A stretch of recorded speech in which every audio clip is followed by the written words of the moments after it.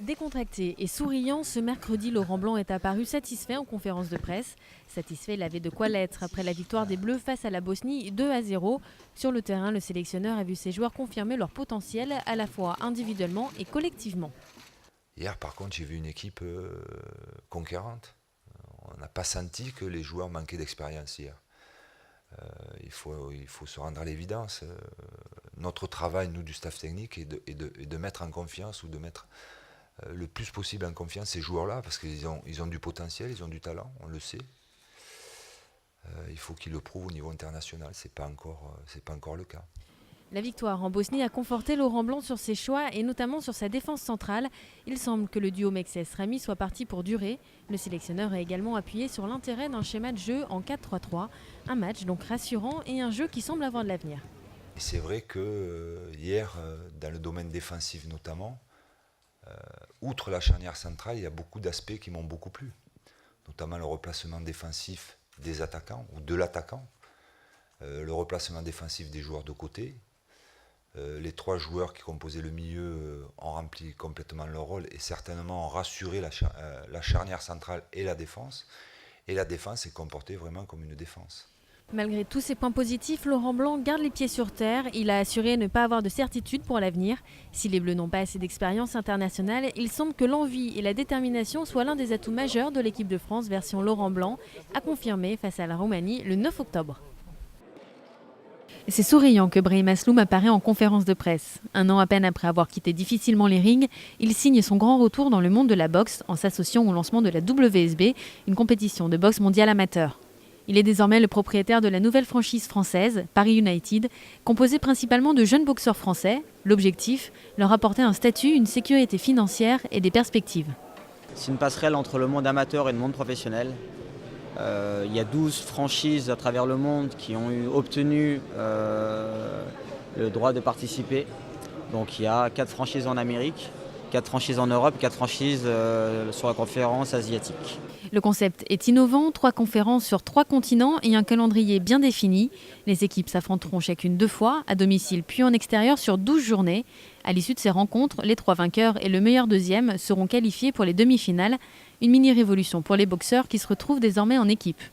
Autre changement, les combats, 5 rencontres, une dans chaque catégorie, composées en 5 rounds de 3 minutes. Pas de casque ni de maillot et pour plus de spectacle, les scores seront affichés entre chaque round.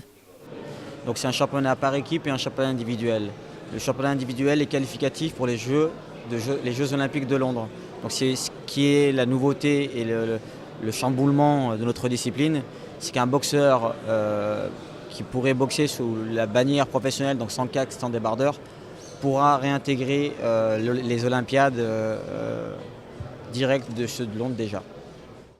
Une participation au jeu, un argument choc de la WSB pour rallier à son projet la Fédération française de boxe et pour continuer à recruter ses boxeurs. Et je pense que ça va faire un grand bien à la boxe. C'est vrai qu'il n'y a pas eu de réforme depuis X années, donc je pense que c'est un très très bon projet. Le premier match est prévu à Milan le 19 novembre prochain. Pour Paris, rendez-vous le 26 novembre à l'Halle Carpentier. Il est 14h mardi quand Pierre Berbizier quitte le terrain d'entraînement. Pendant que les joueurs se préparent à affronter La Rochelle ce samedi, de son côté, l'entraîneur du Racing se ménage pour une autre confrontation, celle avec l'arbitre Christophe Berdos. Samedi, M. Berdos arbitrera de nouveau le Racing face cette fois-ci à La Rochelle, ce qui n'est pas du goût de Pierre Berbizier. Je vois ça comme une provocation quand on connaît l'adversaire La Rochelle, les Serge Millas et leur président Vincent Merlin. On ne pourra pas s'empêcher de faire un retour en arrière. Donc je pense que c'est un petit peu provocateur d'avoir Berdos sur ce match-là ou sur un des premiers matchs à domicile. Donc voilà, on aurait pu s'éviter tout problème éventuel. Pour mieux comprendre, il faut remonter au match de barrage. Il y a quelques mois, le Racing affrontait alors Clermont. À la 64e minute, Santiago de la Paix écopait d'un carton jaune sévère après l'intervention de l'arbitre de touche Christophe Berdos. Dans la minute suivante, Morgan Parra recevait, lui, une pénalité. Le match basculait et la victoire du Racing s'envolait. Aujourd'hui, de son côté, Santiago de la Paix semble moins impliqué par cette guerre d'arbitrage. Le match de Clermont s'est fini il y a quelques mois déjà. Donc voilà, c'est notre match. On a arbitré parfois, voilà, on n'est pas content avec les arbitres, mais après, Contre les équipes, voilà, mais après on rejoue contre, on les voit encore. Personnellement, ça me fait rien. Alors, réel problème d'arbitrage ou guerre d'ego, samedi sur le terrain, il faudra mettre ses rancœurs de côté pour un match qui s'annonce disputé. Tout n'est plus rose au Stade Français. Après les victoires contre Bourgoin puis La Rochelle, le club parisien s'incline face à Toulouse.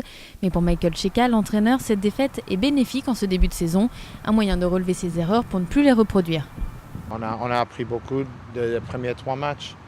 Et on a bien vu les secteurs sur le terrain et hors le terrain où il faut améliorer.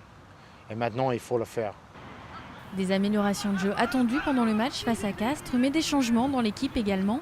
Après avoir fait tourner ses joueurs face à Toulouse, Michael Cheika a rappelé la plupart de ses cadres pour affronter Castres.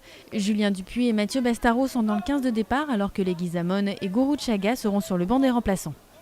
Comme on a fait la semaine dernière, on va presque commencer avec une nouvelle équipe. Il y a des joueurs qui ont fait un peu de 20 minutes de match de Toulouse, ils sont 6 ou 7 je crois. Et les joueurs qui ont joué le match complet, après ceux qui ont commencé, ils vont prendre les espaces sur le banc, et les autres ils vont jouer. Face à eux, Castres est sur une série de 2 victoires d'affilée, dont une face à Toulouse. Une lancée que les Castrais espèrent poursuivre face à Paris.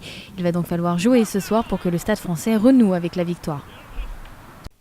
Médaille d'or sur le 200 mètres, bronze sur le 100 mètres, argent sur le relais 4x100 mètres. 3 courses, 3 couleurs. Myriam Soumaré a été la grande star du sprint français au championnat d'Europe d'athlétisme. Je ne m'attendais pas à ce que je sois autant fatiguée, mais ça fait plaisir de recourir et de retrouver entre guillemets mon monde. Je suis toujours aussi feignante, j'essaie toujours de négocier une ou deux séries. J'ai réussi par exemple aujourd'hui, mon pari. Mais ouais, c'est vrai que non, je n'ai pas changé, je suis toujours la même. Si Myriam continue de s'entraîner au club sportif de Sarcelles, c'est malgré elle qu'elle incarne aujourd'hui l'image des cités qui réussissent, un rôle qu'elle accepte avec fierté. Je viens de Villers-les-Bès, je viens de Sarcelles, je viens soi-disant de cités difficiles. Après, voilà, je ne peux pas changer, je vais rester ici. Donc voilà, je sais que je dois porter cette image et je le fais avec fierté. J'ai 2 bulles, j'ai la vie entre guillemets normale et ma vie de sportif de haut niveau et j'essaie d'allier les deux. À 18 ans, Myriam découvre l'athlétisme et commence à se faire remarquer par ses résultats. Mais rien l'a destinée à une carrière sportive et l'athlétisme ne la passionne pas. Ma première compétition c'était avec l'UNSS. Je ne savais pas du tout comment rentrer dans les starting blocks. Donc je suis partie et j'ai entendu le starter. J'ai pris peut-être 2 appuis alors que j'étais encore dans mes blocs et j'ai couru, je me suis levée, j'ai couru, et j'ai vu que j'étais arrivée première. Et là on m'a dit « Oh mais Myriam, c'est super ce que tu as fait !» Ouais, bon, on va manger quand mais vraiment, en fait, c'est depuis le début, quoi. Je suis un peu désinvolte, voilà. Je suis très, très motivée, j'aime beaucoup ce que je fais.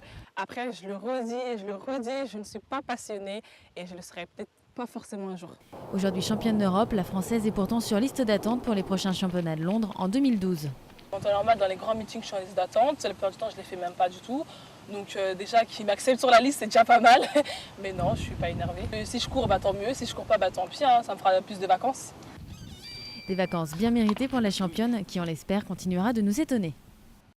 3 jours après une défaite remarquée en championnat contre Alicante 2-0, le Barça accueille son rival le plus coriace de la poule, le Panathinaïkos. Pour ce premier match de la Ligue des Champions, les Espagnols n'auront pas le droit à l'erreur face aux champions grecs. Chaque année, on a l'obligation et le devoir également de gagner la Ligue des Champions. L'année dernière, on est d'ailleurs passé tout près de cette victoire. Et c'est quelque chose qui est resté dans les mémoires à la fois des joueurs mais aussi des supporters.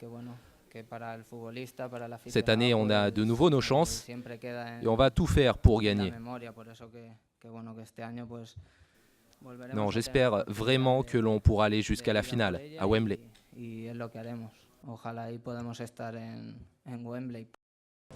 Après avoir remporté 2 années de suite le championnat grec, le Panathinaïkos ne sera pas une équipe facile à jouer, surtout depuis l'arrivée des Français Jean-Alain Boumsong et Sidney Govou.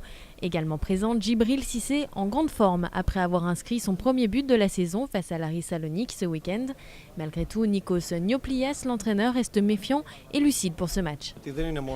C'est un moment important, tant pour l'entraîneur que pour les joueurs, mais aussi pour les fans du Panathinaïkos. Pour tous ces gens, c'est un grand moment.